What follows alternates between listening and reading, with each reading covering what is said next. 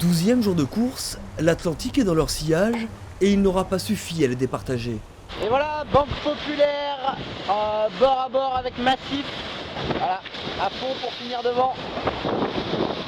Et pendant ce temps, Armel mange. Les Antilles dans le viseur des 60 pieds de la classe IMOCA, et c'est l'assurance d'entrer dans la dernière ligne droite de cette Transat Jacques Vabre 2011. L'occasion d'une dernière vérification avant la bataille stratégique et morale qui va se jouer en mer des Caraïbes. Et bien voilà, petit check du matin.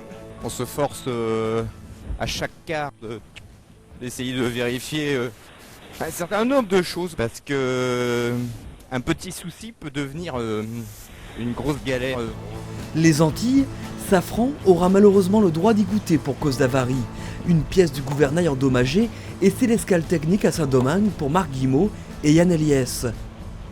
On peut continuer comme ça, sauf que le bateau est extrêmement difficile à barrer et c'est pas satisfaisant. On perd des milles tous les jours. Il y a un moment aussi stop, on répare et puis on essaie d'exploiter au mieux le bateau pour la dernière partie. À mi-parcours, aquarelle.com a dessiné une trace parfaite sur l'échiquier atlantique.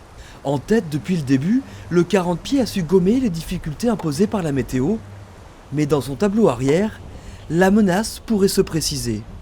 On est quand même assez proche de la route directe, hein. Ça nous permet de contrôler un peu les deuxièmes et la flotte des 3/4e là derrière, donc ils sont loin, pour pas les laisser prendre une option qui pourrait leur permettre de rattraper beaucoup de milles, donc on les a au chaud dans notre est. Moi j'étais plus inquiet par rapport aux bateaux du nord que par rapport aux bateaux qui sont dans notre sud, quoi. Dans les prochains jours, c'est la recherche des alizés porteurs d'espoir qui guidera les 40 pieds. Il sera alors possible de tirer un premier bilan et vérifier si les dessins de certains sont en conformité avec les paris tentés.